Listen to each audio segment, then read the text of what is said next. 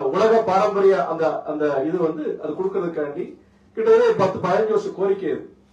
அதுக்கு வந்து என்னன்னா அந்த தொகுதி மக்களுடைய கோரிக்கை. அது மாத்திரம் இல்லாம இவர் என்ன குற்றச்சாட்டு வச்சிருக்கிறாருன்னா அது வந்து மாநில அரசு கட்டுப்பாட்டை விட்டு ஒன்றிய அரசு கட்டுப்பாட்டுக்கு போயிடும் அப்படின்னு சொல்லி இவர் கூட்டில் இருந்துகிட்டு இப்படி பண்றான்னு சொல்லிட்டு ஒரு அவதூறை சொல்லியிருக்கிறார்.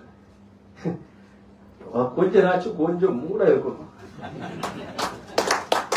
UNESCO world heritage site status வந்து எதுக்கு கொடுக்கறாங்கன்னா அந்த கட்டிடமோ அந்த இடத்துடைய அதோடைய தன்மை, அதோடைய வரலாறு, பாரம்பரியம் எல்லாத்தையும் வச்சுக்கிட்டு அதை வச்சுதான் அவங்க அந்த இதை கொடுக்கறாங்க. இது சென்ட்ரல் கவர்மெண்ட் கண்ட்ரோல் இருக்கா, ஸ்டேட் கவர்மெண்ட் கண்ட்ரோல் இருக்கா, யார் நிர்வாகத்தில் இருக்கிறது இதே கிடையாது. அது கிடைக்கிறது பெரிய விஷயம். நான் கலாச்சாரத்துறை அமைச்சர் கஜேந்திர சிங் ஷெகாவத் போகும்போது அவர் சொல்றாரு, எல்லாம் பார்த்துட்டு அது நம்மளோட கோயிலுடைய பெருமையெல்லாம் சொல்லி கொடுக்கும்போது சொல்றாரு, ஏற்கனவே நான் சொல்றேன் 2014 இதை பரிசீலிச்சிருக்கிறாங்க.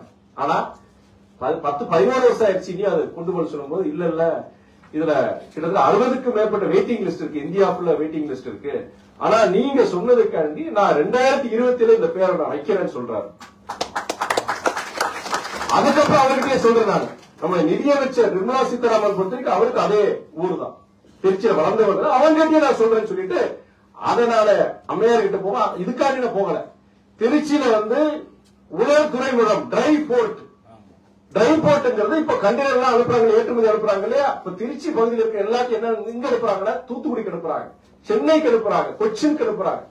அப்ப அங்கேயே அப்ப என்னன்னா இந்த கஸ்டம்ஸ் ஃபார்மாலிட்டிஸ் எல்லாம் வந்து இந்த துறைமுகம் நடக்கிறது கஸ்டம்ஸ் ஃபார்மாலிட்டிஸ் பண்ணுவாங்க.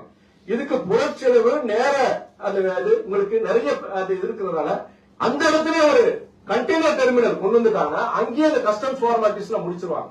இப்படி ஒரு ட்ரை போர்ட்டை உருவாக்கணும்னா திருச்சியில வந்து ஏற்றுமதி அந்த தொழில்கள் வந்து நிறைய கூடுறதுக்கு வாய்ப்பு இருக்கு.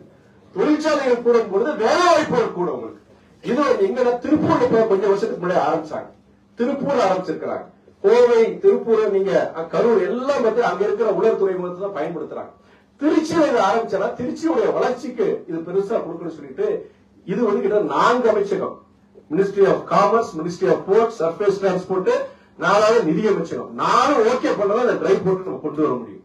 3 அமைச்சர்கள் சந்திச்சு அவங்க ரொம்ப பாசிட்டிவா நல்ல விஷயத்தை யாருமே இதை கொண்டு வரல, நீங்க கொண்டு வந்திருக்கீங்கன்னு சொல்லிட்டு அதுக்கப்புறம் ஆனா நிதி அமைச்சகம் இதுக்கு ஓகே கொடுத்தாதான் நாங்க இது செய்ய முடியும் அப்படின்னு சொல்லிட்டு நான் நிதி அமைச்சர்கிட்ட போகும்போது அந்த திருச்சிக்கு டிரை போர்ட் கொண்டு வர சொல்லி கிட்டத்தட்ட 12 வருஷ கோரிக்கை திருச்சி மக்களுடைய, அங்க இருக்கிற தொழிலதிபர்கள், ஏற்றுமதி நிறுவனங்களுடைய 12 வருஷ கோரிக்கை நான் கொண்டு போகும்போது அவங்க ஆச்சரியப்பட்டாங்க.